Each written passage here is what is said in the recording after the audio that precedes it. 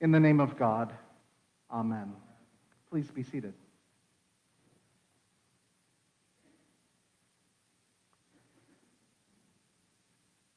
I love these moments that seem to come pretty often where the lectionary readings seem to line up so perfectly with real life and current events.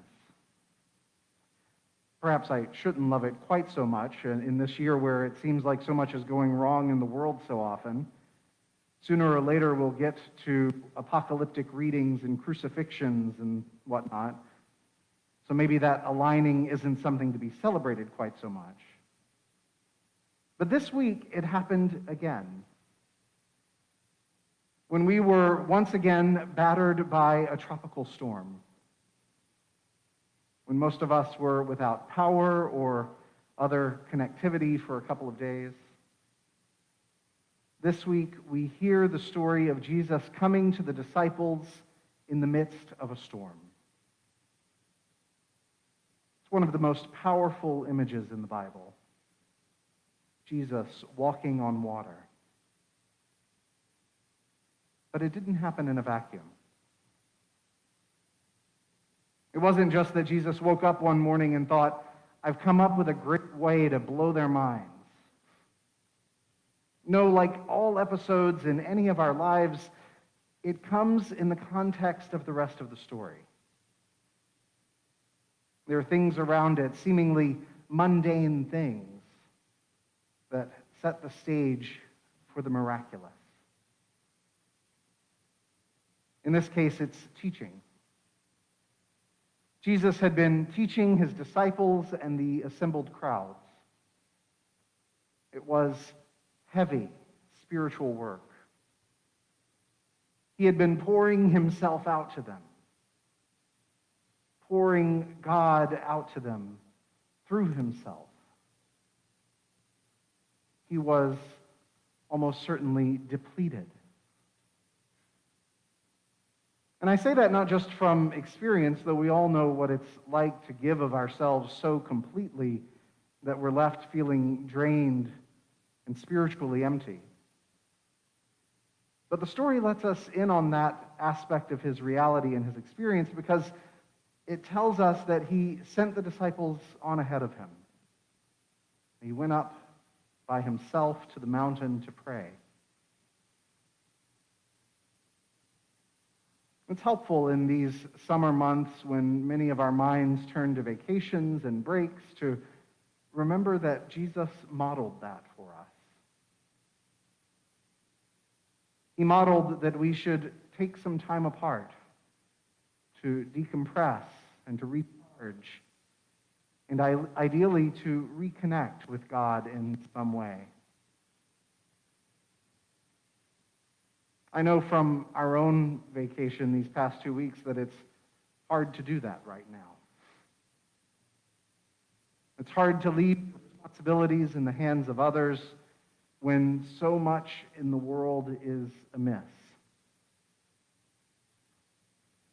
It's hard to figure out how to disconnect when the most responsible thing any of us can do is to stay put right where we are.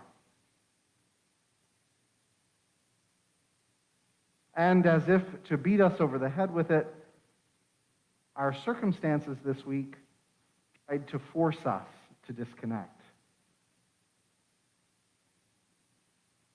With no electricity and no television or internet, and in the case, at least here on this property, no cell signal, the world disconnected for us. Now, that didn't stop Michael and me from standing at the edge of our fence after the rain stopped to find that one little corner where we could hold our cell phones just right and get that one bar of service. Try to quickly catch up on whatever we'd miss. We're not perfect. We're still striving to meet the ideal of that disconnect to reconnect that Jesus modeled. But that's the context of the walking on water. When we've taken the time to recharge ourselves internally and to reconnect with God on a deeper level than we typically can in the hum of our daily lives, we are capable of more than we can imagine. We may not literally walk on water, but we can step out in faith into places that previously seemed unstable and unsafe. We can go places and do things that we didn't know were possible. The Christian faith has always been calling us to step into those places, but now more than ever, when the world and our futures seem so unstable. The church, like a lot of organizations these days, is venturing forth in new, unstable, and frankly, frightening territory. We don't know if we'll walk tall or if perhaps we'll sink.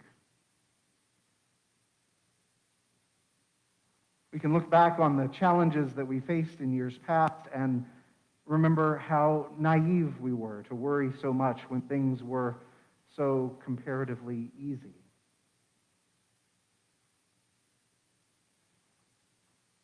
But we've been made to disconnect.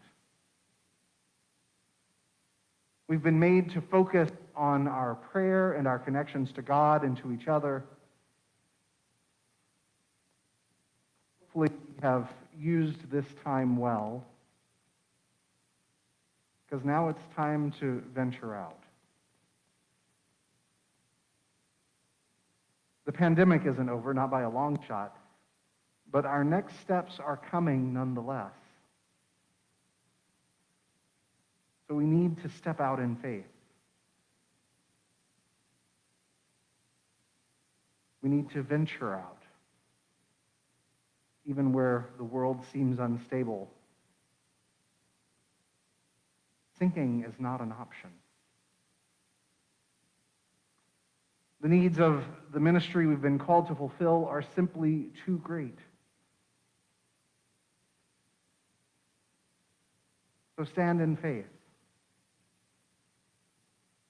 And if your faith can't hold you up, call out to Christ. Christ will lift you up. But keep stepping out in faith. Because the ministry is never just here in the safe confines of this boat. The ministry and the one who calls us into it is always calling us out. Amen.